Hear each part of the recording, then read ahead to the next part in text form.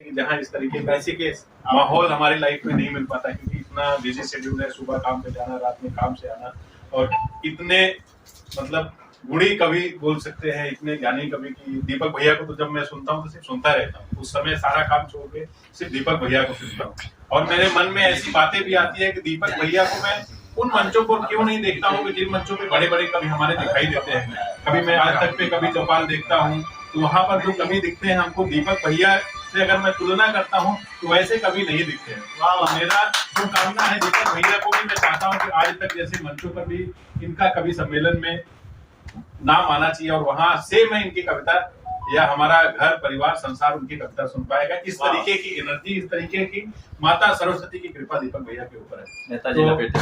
अरे और आज हमारे संचालक महोदय का तो आभार, धन्यवाद। आज तो हमको लगता है सबको अपने 17 साल, 18 साल, 19 साल, 20 साल की उम्र में ले जाकर खड़ा कर दिया, और मेरे मन में यही चल रहा था उस समय पे कि कहाँ है, हम उनको ढूंढ कर लाए और यहाँ पर उपस्थित कर। तो आज होली मिलन के समारोह में कवि सम्मेलन के इस अवसर पर बुलाए, उसके लिए बहुत बहुत धन्यवाद। आप लोगों ने इतना बढ़िया यहाँ पर प्यार बरसाया, उसके लिए बहुत बहुत धन्यवाद। धन्यवाद। साहस और बल देते रहें, हम ऐसे ही चलते रहेंगे। अब मैं चाहूंगा कि पवन जी मुंबई से आए हैं, 2 शब्द इस कार्यक्रम पर आपने वक्तव्य कम से आए।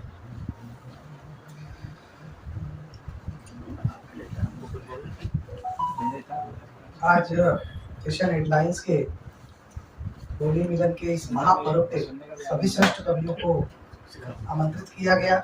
मैं भी एक छोटा कवि हूँ, मुंबई से चल के आया हूँ।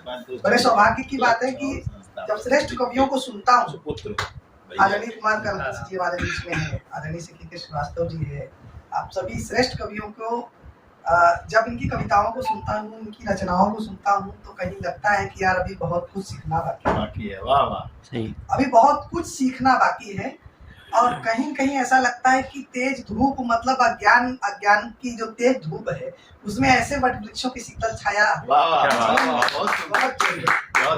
जरूरत है। तो मैं चाहूंगा कि अभी देखिए, मैं कविताएं, जब मैं कविता लिखता था, मतलब ये 2001 की बात है, 2001 से कविता लिखता था, उपन्यास, छोटे मोटे स्टोरीज वगैरह लिखता था।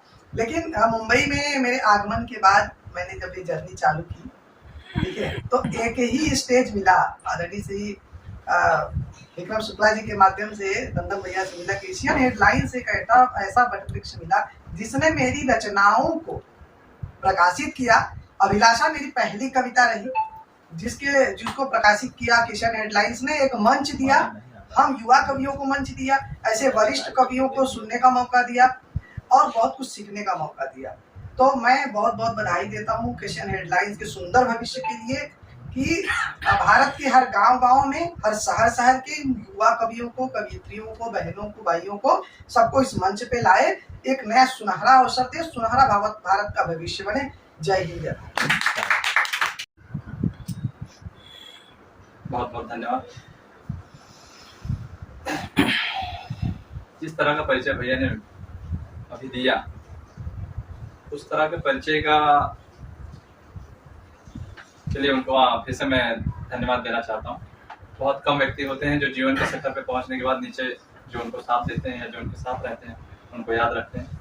उन कम व्यक्तियों में से नंदन भैया हैं।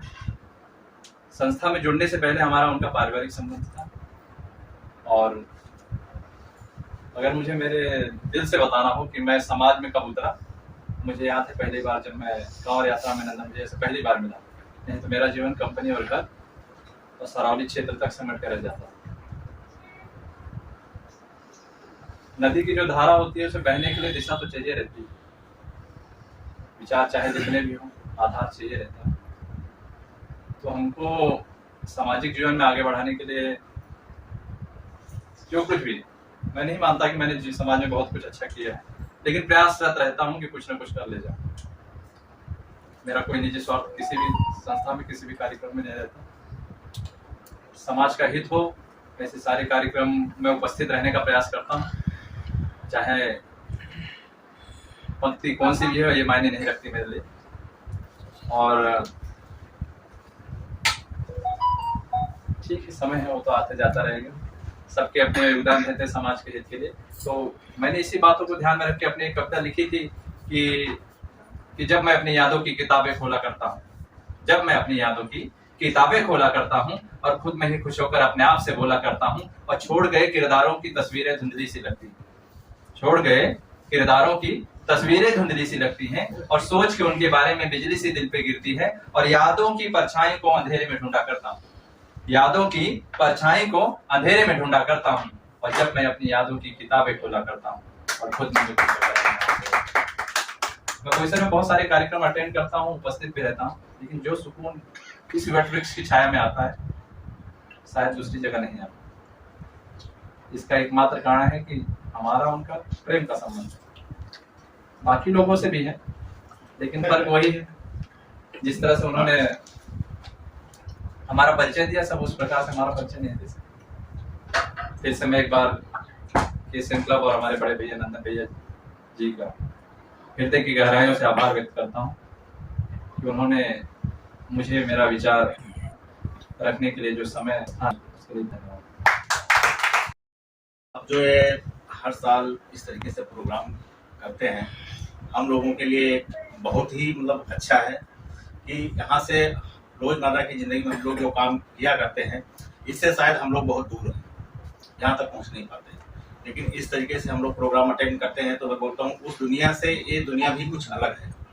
तो इससे भी हम लोगों को बहुत सारी चीज़ें सीखने को मिलती है आने वाली पीढ़ी में। और जो लोग अपने बिजनेस काम में लगे हुए हैं वो तो ठीक है, बिजनेस धंधा चलता रहता है, लेकिन इससे भी जुड़े रहने से एक सांस्कृतिक घर परिवार इन सब चीज़ों से बहुत सारा सीखने को मिलता है। तो ऐसे ही नंदन भैया आप सब पे प्यार और दुलार बनाए रखें और ऐसे ही प्रोग्राम करते रहें। बहुत बहुत धन्यवाद।